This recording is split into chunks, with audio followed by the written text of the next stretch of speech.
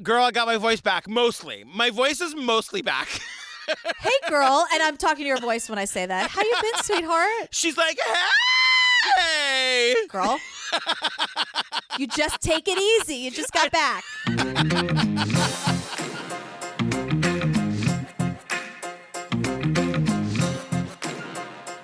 Hi, Jillian Benzavali. Hey, Patrick Hines. You guys, before we get to the show, you guys, if you want more Jillian and me, join us on the Patreon. It's over 150 full ad-free bonus episodes to download and binge right this second, you guys. So it's everything from I'll Be Gone in the Dark to Fear City to Don't F with Cats and The Vow, Tiger King, Lorena, Lacey Peterson. All of these, like the ones with like multi-parts, like multi-part episodes, that's all on the Pates for you. Even Serial, you guys. We did the first season of Serial back in the day. Yeah, we did a podcast, remember? Yeah. Well, you developed the Sarah Koenig impression. It lives on to this day, girl. Robbie still talks about it. I know. We'll get back to that. There's a little teaser. Yeah. That's There's also ad-free versions of these episodes, Corona check-ins and after parties and ringtones and, hang sessions on Zoom. It's so much Jillian and me, you kind of can't stand it. Yeah, it's fun. Everyone's invited. Come join us. Exactly. Come hang. Also, join our Facebook group. If you're new to the podcast, the True Crime Obsessed podcast discussion group, there's over 30,000 people in there. If you're looking to connect or find more true crime options, be it if you're looking for podcasts or docs or you're just looking to make friends, come hang out with us. Yes. I always love the posts in the group that are like, my husband came into the bathroom and was like, I hear your ladies screaming podcast again. Good morning. I hear those two screaming banshees again. That's us.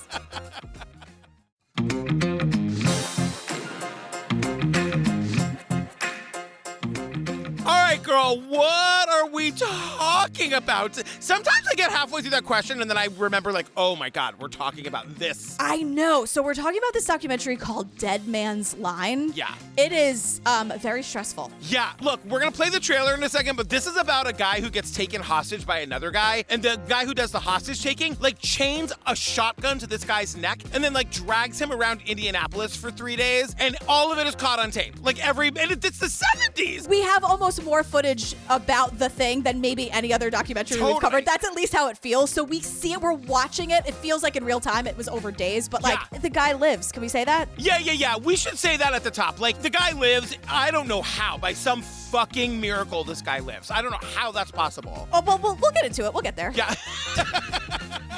You've got 100 armed officers around here trying to get a shot at me.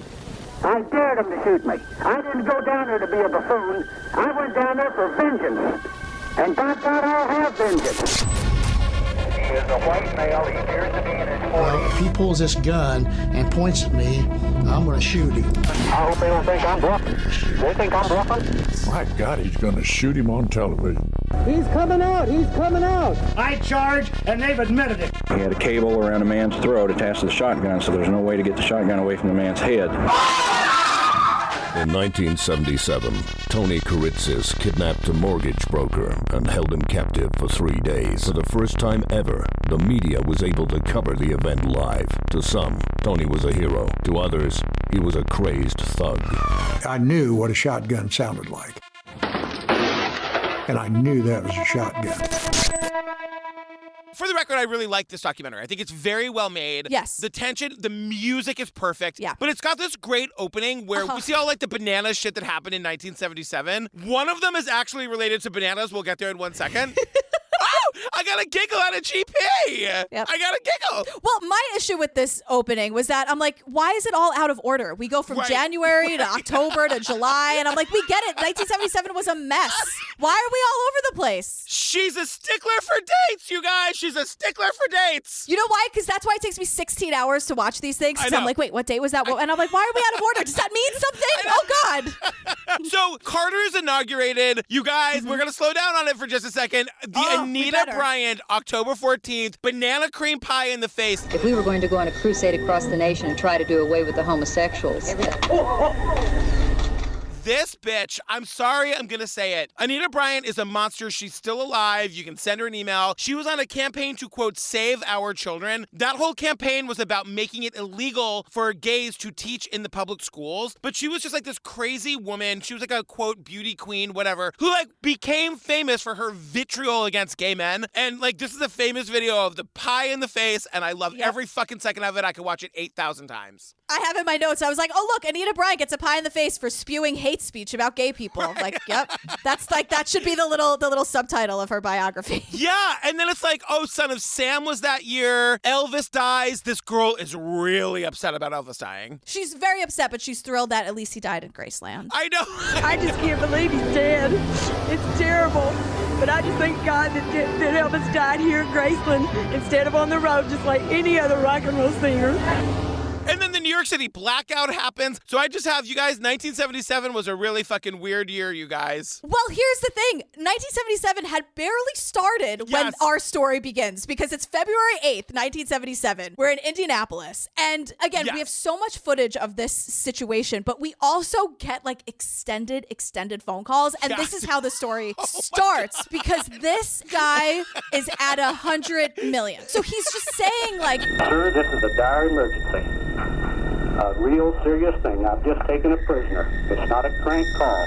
I've got a 12-gauge sawed-off automatic shotgun. I've got a dead man lying on the trigger. There's 3 shells in the fucking gun. There's 1 in the chamber, and the man with a gun on his neck, wrapped around it with a cable, is holding the fucking safety in his hand. I'm just calling to let you know I've taken a prisoner. I'm probably going to kill him maybe if like no one listens to me. Yeah.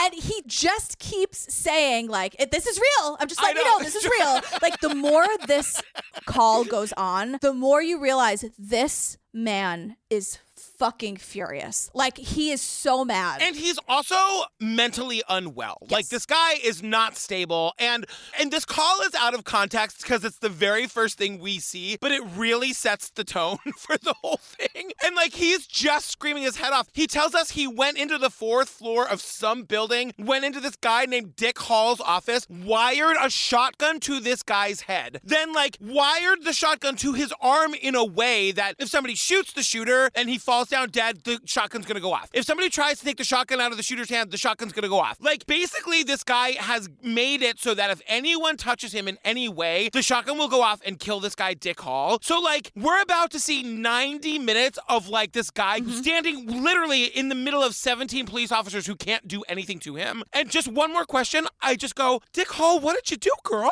I know. It turns out his job. He just did his job. So Dick Hall, the guy who was kidnapped or whatever, person napped, the shotgun is right in the back in the base of his neck. So this guy is leading him around with the shotgun pointed to the back of his neck. It's like a dog with a leash. And like, we're going to hear over and over again that the collar that this guy made for this thing is really tight. Yeah. I want to point out one more time, this guy lives.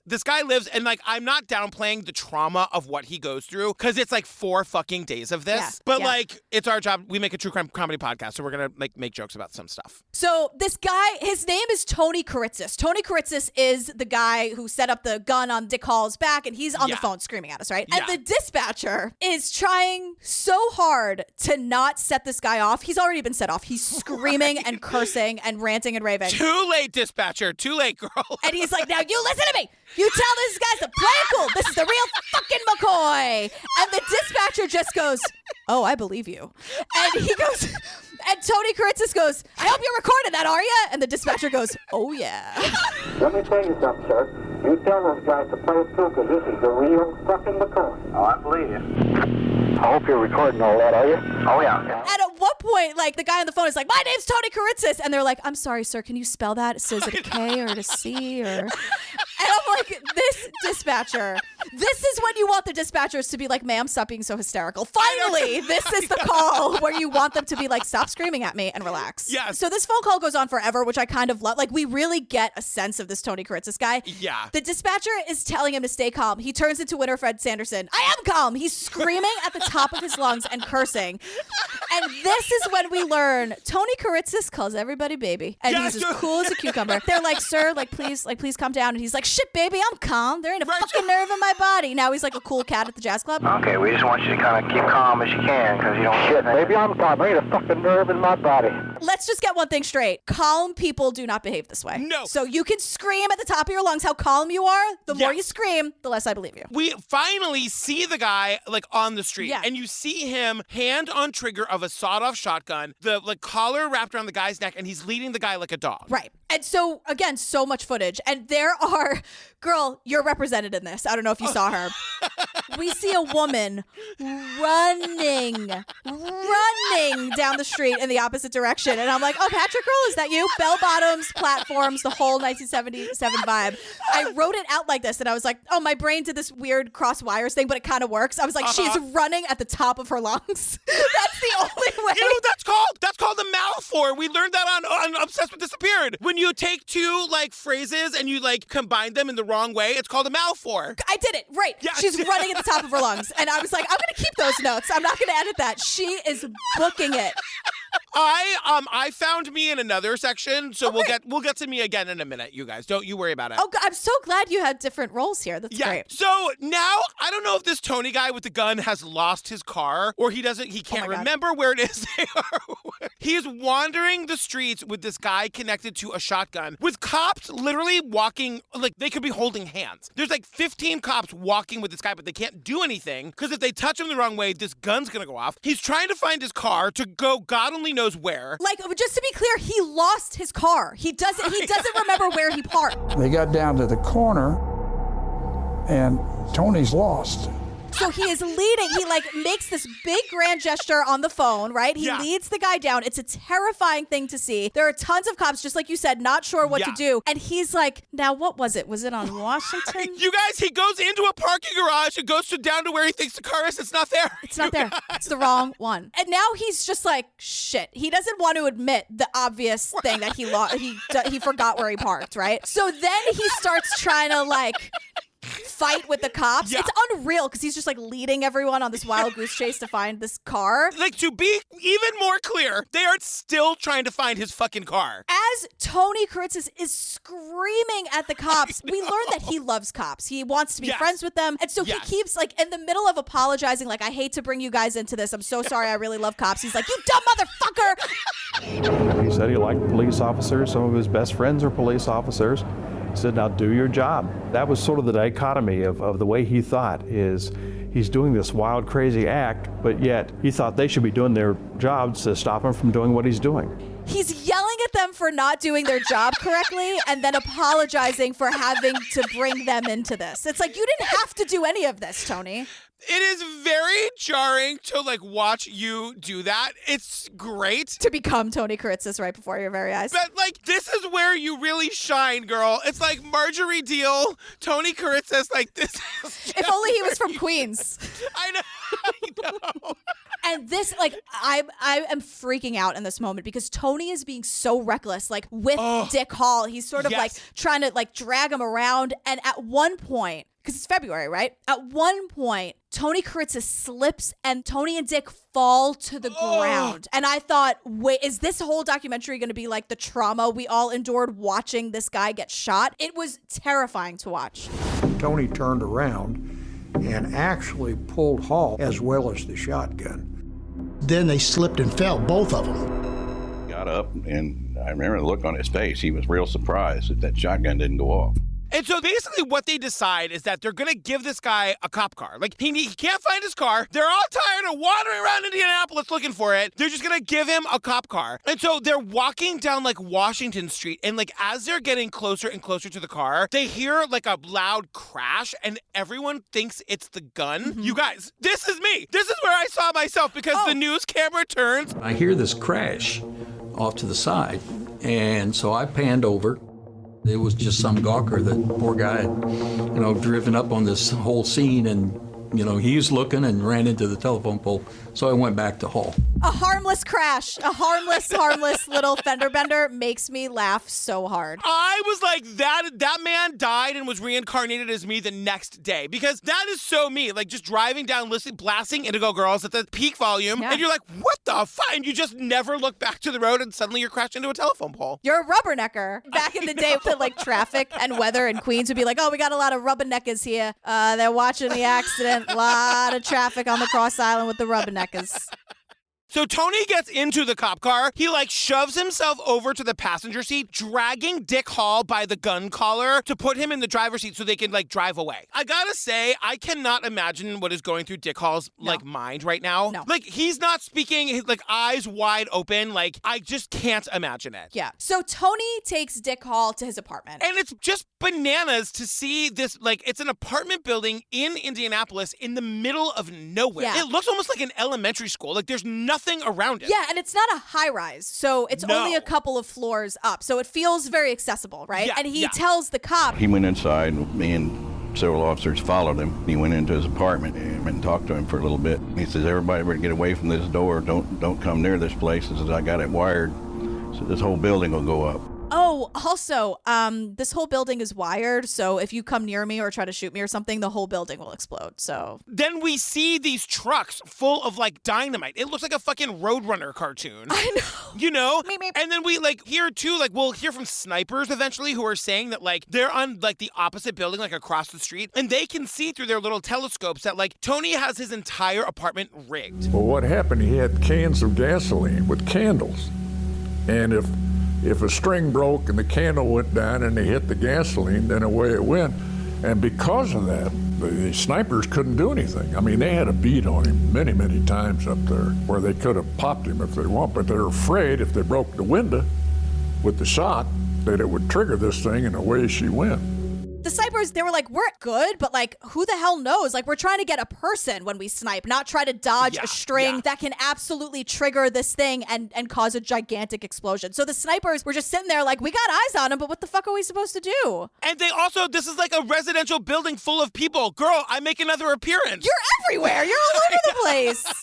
They evacuate this building. Most people are just kind of walking out. Then there's this old, annoyed lady who you could tell, the thought bubble, it's me. It's the thought bubble above her head. She'd rather burn with the building than put her slippers and coat on and have to actually leave for a day. Yeah, because she was just about to find out how Columbo got the guy. And now she spent 90 minutes. Totally. Just because we know how the murder happened, she wants to see the big reveal at the end of Columbo. That's why we're here.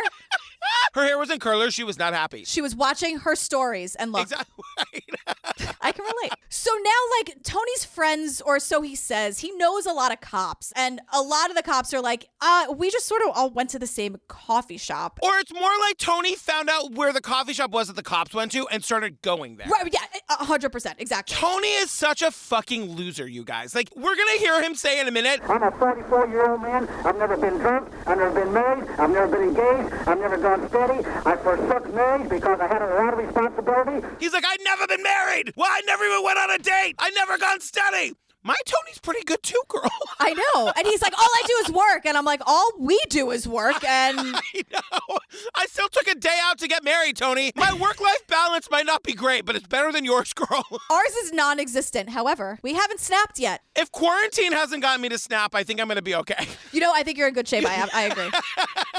We've made it this far. But then we learn that, this is not the first time Tony Kiritsis has done something like this. Okay, what happened after the other two incidents? He one time held a city official 7 or 8 years ago, then he held his sister for some time. Yes. What happened after those two incidents? Did he just go free?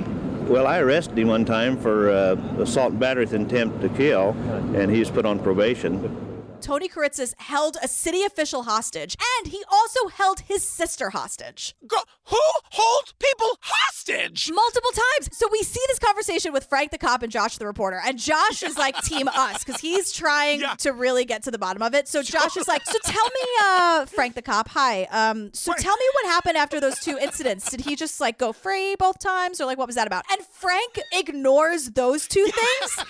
He ignores the city official being held hostage and Tony's own sister. Totally.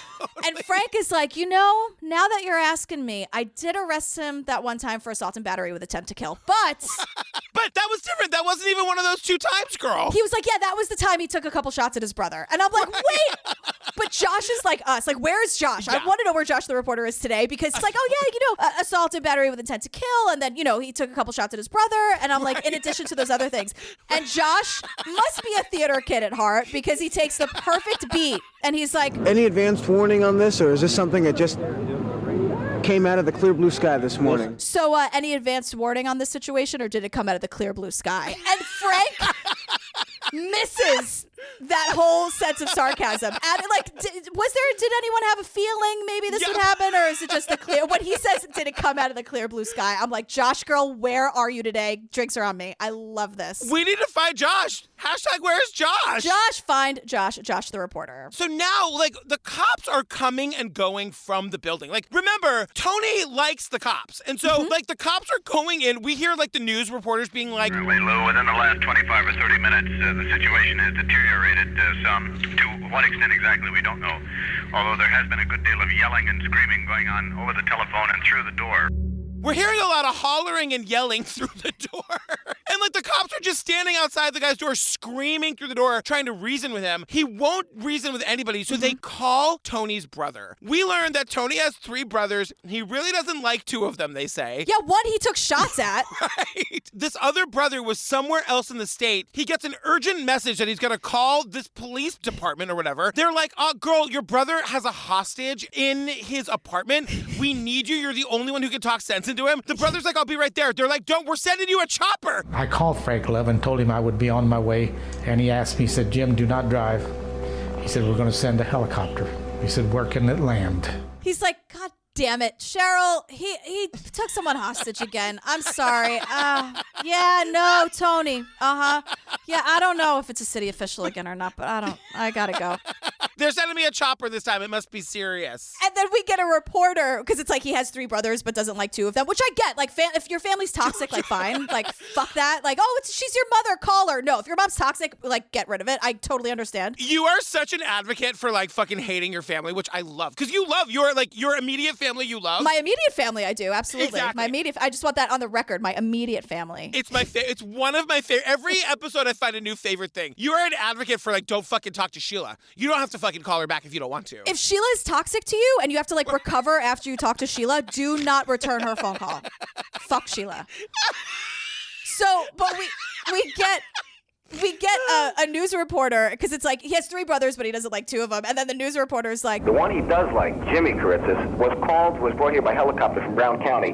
The one he does like, Jimmy, was flown in moments ago. And I'm like, wait, you guys, we see the chopper land. We actually see Jimmy's And then Jimmy doesn't even take a beat. He just runs right from the chopper to the guy's front door. He has experience with this. This is the 6th time Tony's taken somebody hostage. Jesus Christ. I know.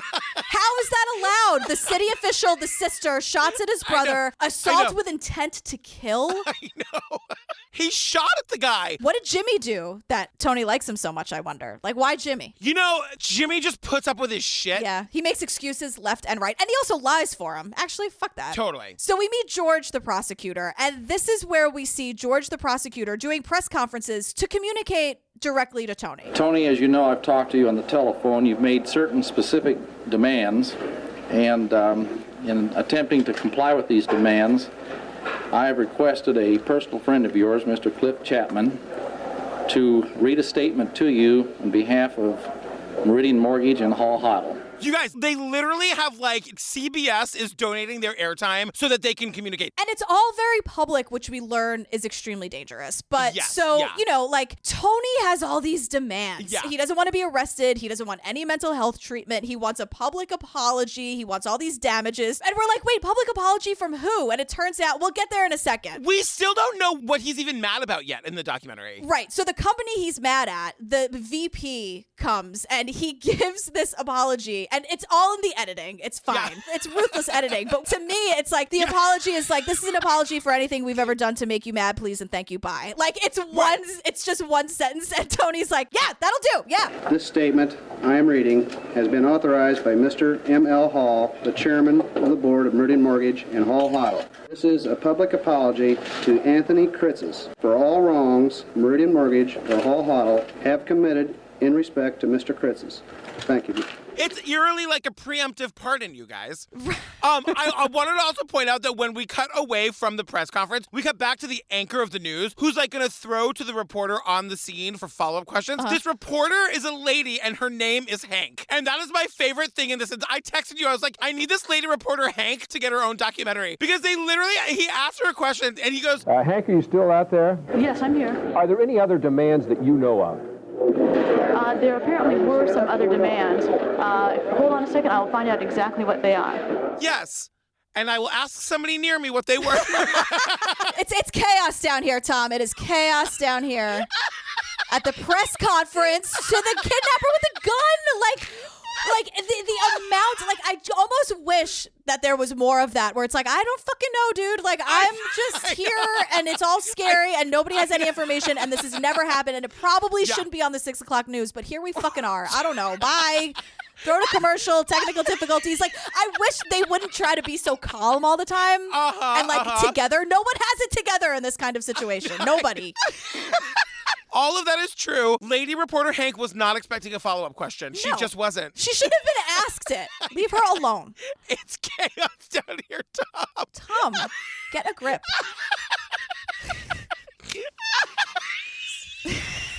Tom, I don't know if you know it, but there's a man walking around with another man connected to a shotgun by a neck collar, Tom. Yeah, Tom, have you watched your own news report, Tom?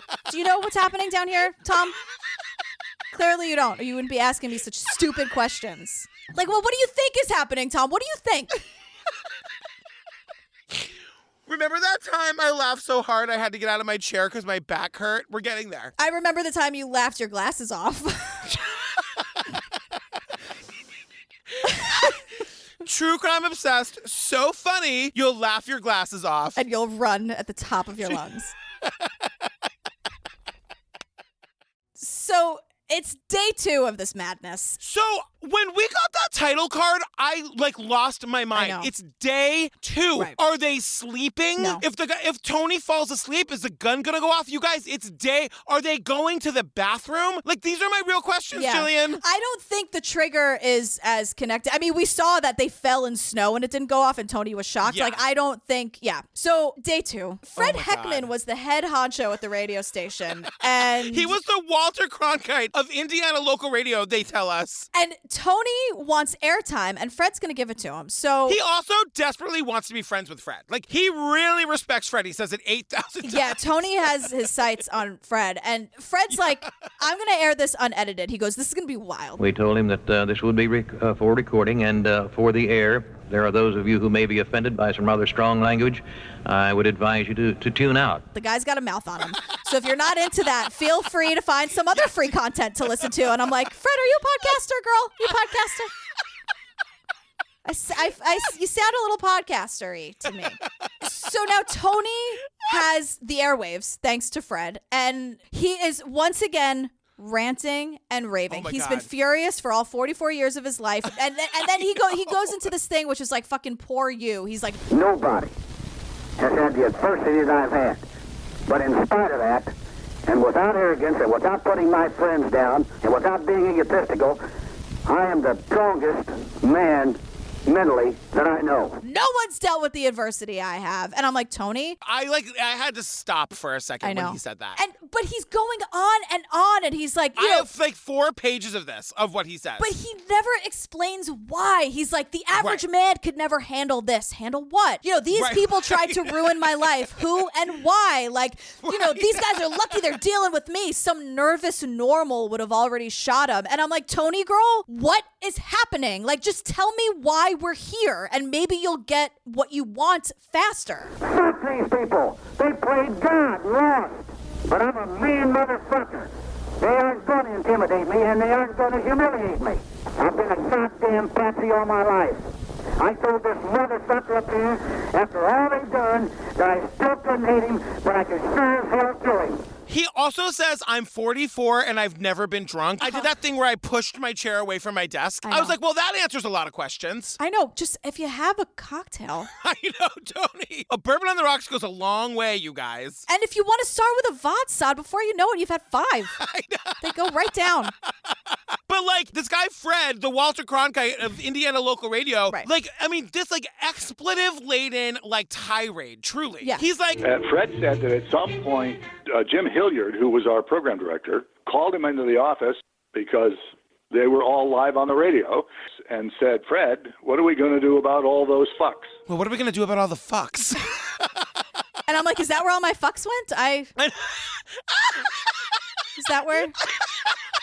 I love that this guy took all your fucks before you were even born, girl. You were born with no fucks to give. Tony took them all. Zero. You know what? He can have them. I don't want them. Yeah. I'm not in the market for any fucks, honestly. Like.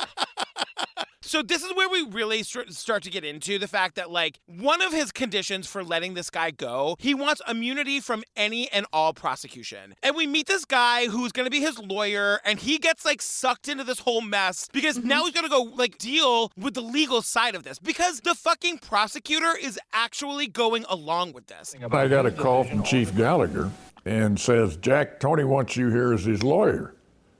Well, you know, like when Harry Truman sent me a telegram and got me in the Army, I said yes, so out I went.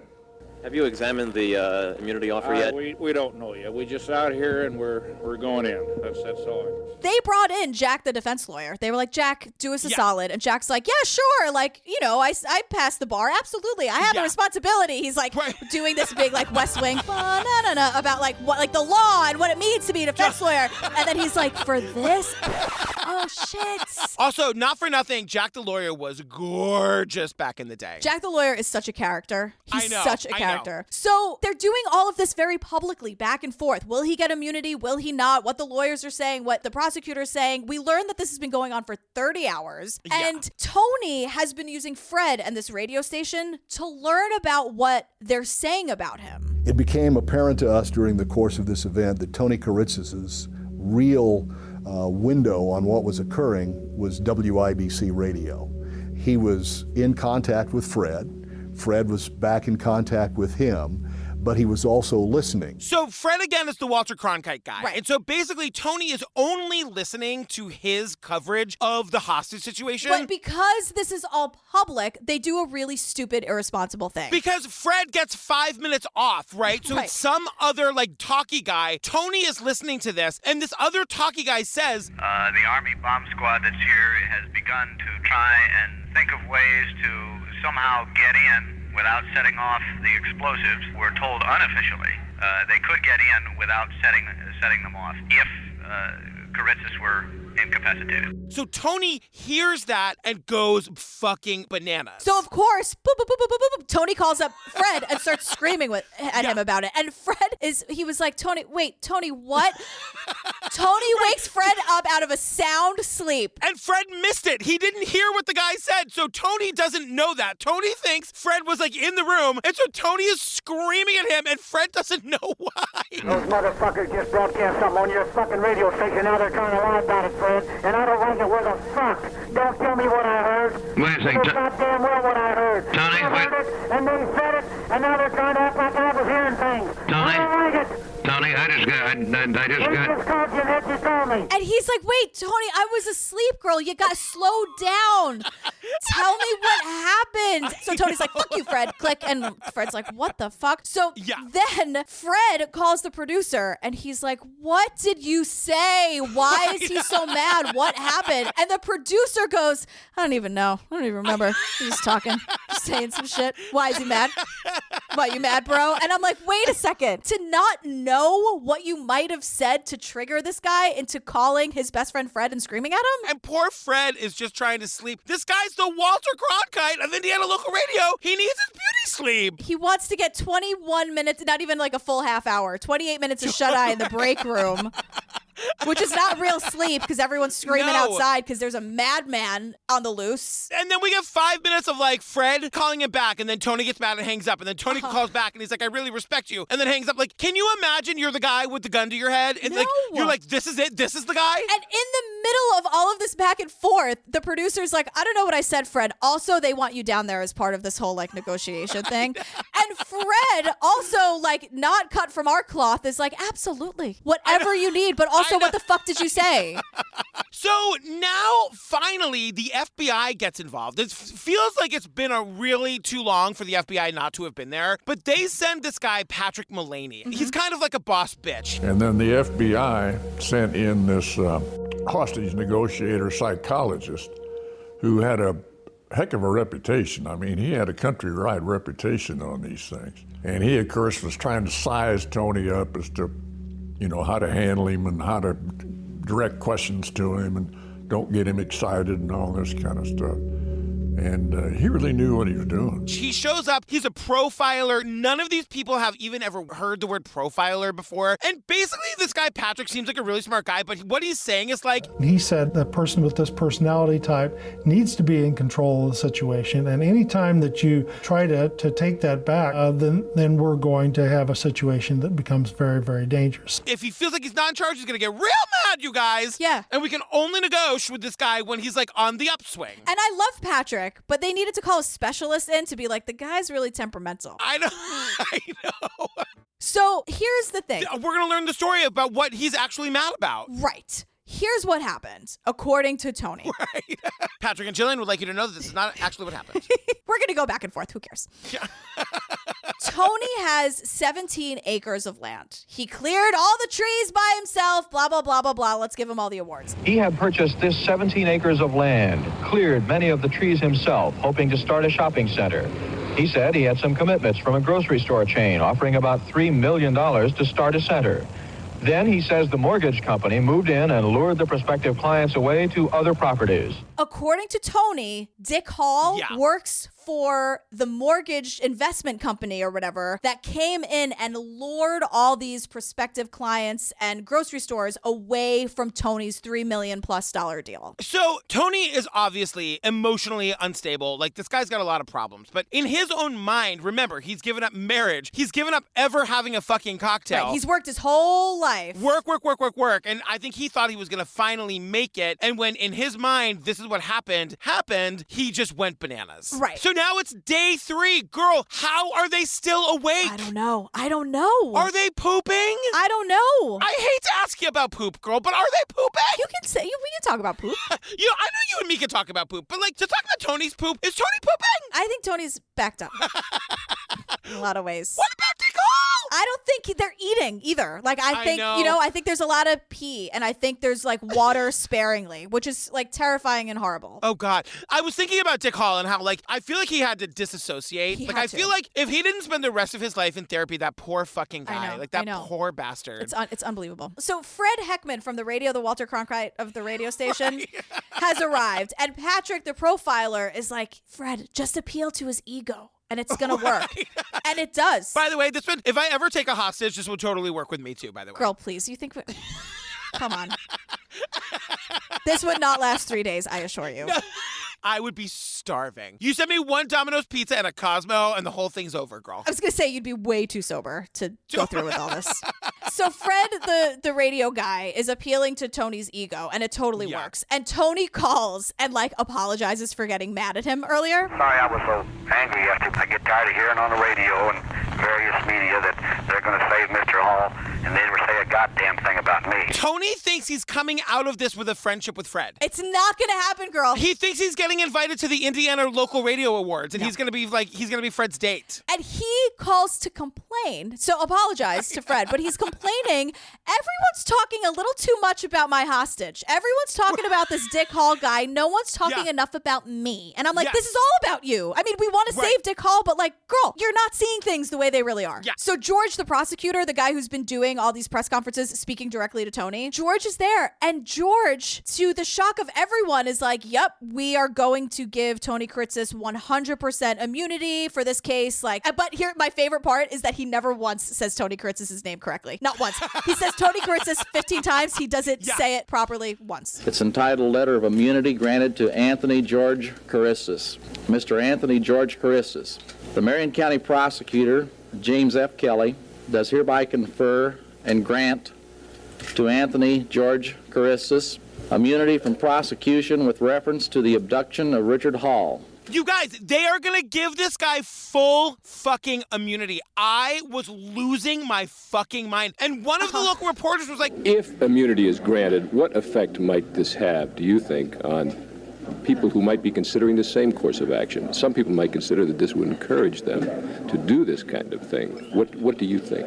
And the guy is like, not so much my problem, girl. Not really what we're talking about today. Yeah, and the public's like, but we want him held accountable. Like, because this is like the 8th time he's done this. It would be really nice if he didn't get away with it again.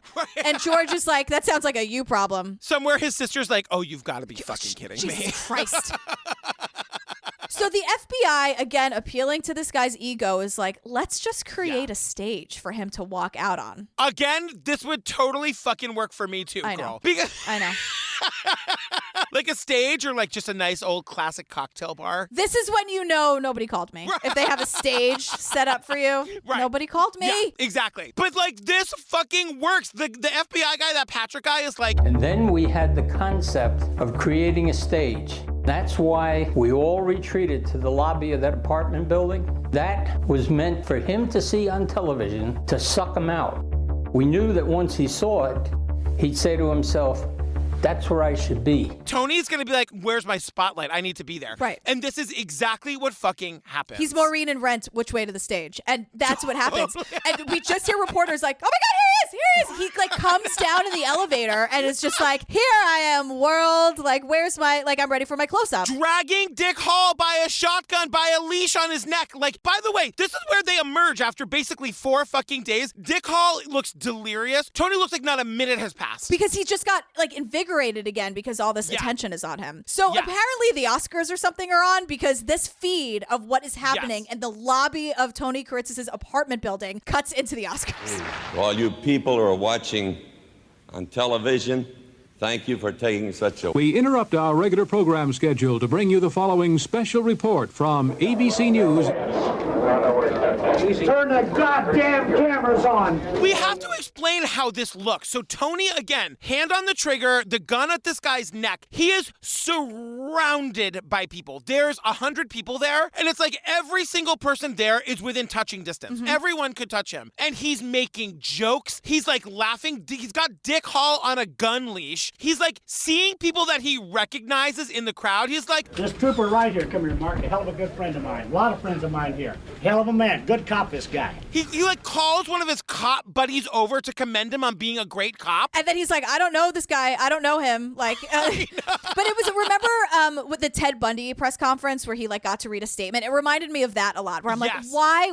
I love that we have so much footage, but why is so much footage him on the news having a platform and a microphone and a camera to spew all this bullshit? Surrounded by people. It is unbelievable how close everybody is to him. And he is screaming. He's like, turn the goddamn cameras on. Read it, pal. Read it. And he throws this piece of paper in Dick Hall's face and like screaming at him to read it. Dick Hall gets half a word out and Tony yanks it from him. And he's like, I'll fucking read it. I'll handle it. Hold it. I want this goddamn thing understood. I'll read it. Tony is spiraling. He's manic. He like wants so badly to make it seem like he has control of everything, but like he's never looked more out of control. Yeah, and like at one point it cuts to some like a reporter that was there now giving a 2-camera interview, and she goes, frankly, I didn't care for his language. No, because he's like, hold it, I want this thing goddamn understood. I'll fucking read it. And he's like, Tony, I want water. He doesn't even get through 2 words, and he's like, I want a glass of water. And I'm like, oh my God. Then he's screaming about how sober he is, and he's like, I had 6 drinks in 1976 and not a single one this year. And then I'm like, just have a cocktail. Just have a cocktail. Yeah, and everyone is saying that he sounds crazy. He sounds suicidal. Like, people are starting to say, like, is he gonna blow this guy's head off on, like, live television? I'm thinking the same thing. Me too. And that we start to learn that the cops around him had an actual plan. Chief Gallagher had a gun in one pocket and a handkerchief in the other. When he pulled the handkerchief out, that meant that he was gonna shoot and kill Tony. He said 3 times he reached into his pocket for the handkerchief during the press conference. And he said 3 times he put it back. If he pulled the handkerchief out, it meant it was go time, and he was going to take his gun and put it behind Tony's ear and kill him that way, while another cop tries to jam the rifle so it doesn't go off and kill Dick. Like, it's bananas. And that is all fine. I'm so glad you had a plan. But, like, there are too many things that could have gone wrong. But, like, he's getting crazier and crazier. He's laughing and screaming and then crying and apologizing. I also have to apologize to this man's family. I am sorry I humiliated this man this way, even though he must have surely had it coming. It is fucking bananas. And then all of this kind of happens at once where it's like, this guy's getting immunity. Remember, he's not going to be held accountable for any of this. And all they're waiting for is a $5 million check that has been promised to him by the bank. So like, now it's time for him to get all the shit he's got coming to him. So they move the party inside and we sort of get some audio of Tony in the room getting the promissory note and then calling his brother being like, Harry, baby, just got the signed paper. It's all over, man. I got $5 million. You tell Ma, and I'll be down there. Just don't worry about it. You okay? No, hell, I'm free, man. I'm free. He even makes a joke. He's like, oh, don't mind me. I'm just waiting for the $5 million I just stole. Yeah. Like, what is happening? And you kind of hear the cops trying to get the thing off of Dick's neck, and then you hear a gunshot. And everyone panics. Like, then we start to see, like, the news footage from the time being like, we don't know what's going on. They went inside. We heard a gunshot. Everyone thought Dick was dead. Because the first thing you hear Tony say, you know what I want to do? I want to do this. And it sounds really deliberate. But what happened was that they finally got Dick Hall free. And finally this gun is out. And what he wants to do is he runs outside and shoots the gun in the air to prove that it was loaded. And he could have killed Dick Hall if he wanted to. And as soon as all this happens, you're like, this guy's getting his $5 million check and like a police escort to wherever the fuck he wants to go. And then, thank the Lord, it turns out that like none of the immunity shit holds up. The whole thing is that like the way it was written was that it will only be honored basically if the prosecutor feels like honoring it. And he's like, yeah, that's not happening. Right, like the same prosecutor who we've seen in all these press conferences, he's like, I'm sorry, did you think we were actually giving him immunity? I'm like, yes, I did think that! I'll say this, there was never any intention on the part of the prosecutor's office to honor the terms. Like that, to me, that was the better plan. Like, yes, you Totally. could have 15 cops around him and the white handkerchief and all these fucking signals, or you can pretend to give the guy $5 million in immunity, get him to unhook the contraption, and then say, oh, sorry, bitch. Absolutely not. So they take him away, you guys. They take him away. And then I'm like looking at the clock and I'm like, we still have 30 minutes of this documentary. Because you guys, he obviously now is going to stand trial. We go through how he gets his lawyers. And I'm like, we're meeting the jurors and we're meeting all the people who were there. And I'm like, obviously this guy is going to be found guilty. Like, why do we have to watch 30 minutes of this? You guys, they do the insanity defense and it fucking works. I know. This guy gets completely off. He gets completely off. Which is so crazy because Jack, the defense lawyer, he bailed. He was like, fuck this. Yeah, he's like, I actually am going to be a witness for the prosecution, you fucking crazy dirtbag. Right. And he's like, he actually had a hard time getting other lawyers because nobody can get along with this guy. And I'm like, yeah, shocking. But the thing is, like, what's so crazy is that all the jurors, they saw this play out for 3 days on TV. This was planned. He rigged his apartment. He rigged the contraption. Like, the prosecution was like, we have this in the bag. Yeah. Like, no, everyone saw it happen. Everyone saw it unfold. We cut into the Oscars so this guy could be screaming at you for an hour. He ruined this guy's life. Like, you know what I mean? We learn a little bit more about what became of Dick Hall in a minute, but like, he ruined this guy's life, put so many people in danger. How much money, like the resources that went into like staking out his house for 4 days, he gets off, girl? And we even get another reporter where it's like, okay, so like Tony takes the stand and she's like, maybe now we'll hear more about why this happened. And I thought at that point, well, we're really going to hear what Meridian Mortgage did to him. And it was the same old story. Just when you thought you were going to find out what it was that they had done that really set him off, he would zing off, which made you think that, well, he just couldn't pay the mortgage and eventually they were going to foreclose on the land. I mean, that's basically where you ended up every time. Tony just couldn't pay the mortgage. There's no big scam here. They kept giving him extension after extension after extension. He still couldn't pay it. And then finally they were like, yeah, so like you signed this paperwork. This is what we do. This isn't working out. They gave him the courtesy of all these extensions. And like Tony just assumed like everyone's out to get me. They were trying to cheat him. And then he spiraled and spiraled just like that guy in Tread. Yeah, and that, like that's kind of the end. And like that is such an important moment. It's like to take stock of the fact that like everything Tony said was a lie. So this poor guy, Dick Hall, was just doing his job and like for 4 days was literally tortured by this fucking whack job. But Tony believed it. To him, it's not a lie. Tony believed it. Because the thing is, like, Tony ends up in a mental health facility for like 10 years. And then he's released in 1988 after the judge stated he was no longer dangerous. And like, Tony gets to go on and live this quiet life. He died at the age of 72. And Dick Hall, his life was ruined. Yeah, he has a divorce from his wife. The company falls apart. His dad died. I mean, unless he went to therapy the very next day, like the PTSD of what he went through is going to have ripple effects for the rest of his life. Totally. And they say that like he just faded in the background, and then in 2017 he announced he was going to publish a memoir about his life and this incident. I mean, it looks like his book came out. It's called Kiritzis and Me: Enduring 63 Hours at Gunpoint. I'm fucking reading this book, girl. Your book is going to be called GP and Me. I know. No, I'm saying I want to read this book. I want to know what happened. But it's Kiritzis and Me, GP and Me. Maybe we should rethink your autobiography.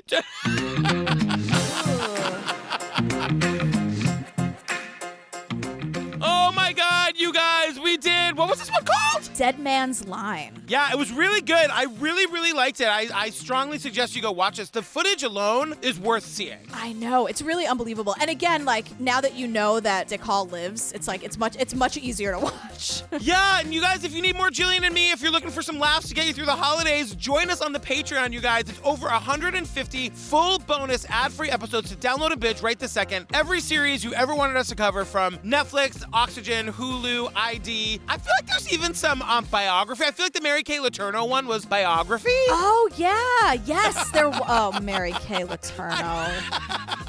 God. I can't even give her the title of a piece of work because she's rapist trash. So yeah, and there's also ad-free versions of these episodes and everything else. Join us in the Facebook group. It's the True Crime Obsessed podcast discussion group. Yeah.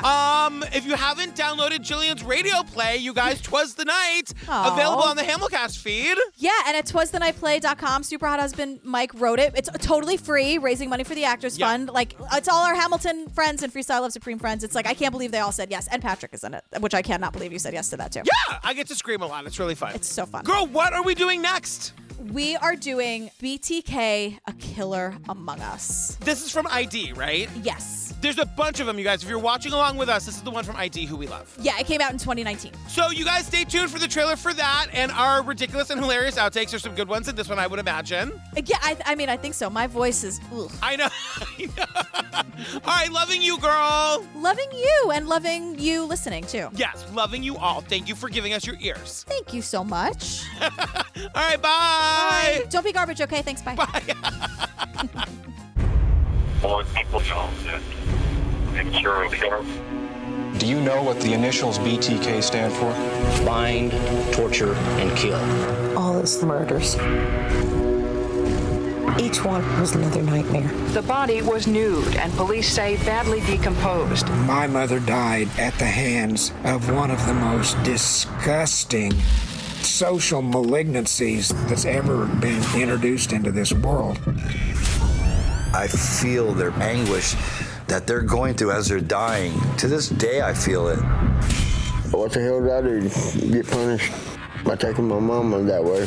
He was a man who was actually a monster with no soul. You will find a homicide. The city was really on edge. Those kind of things didn't happen here in the middle of the United States. You're dealing with a person who is perverted, a person that is sick. That person is going to kill again. And good evening. We have exclusive details. A new communication that could be from the serial killer BTK. He could not allow himself to be forgotten. He was taunting every female out there. This could be you. If you had asked me before 2005, I would have told you my life was pretty much the American dream with like these great parents and this great house. And then I learned that my dad was a sexual sadistic psychopath and that every day of my life was a lie.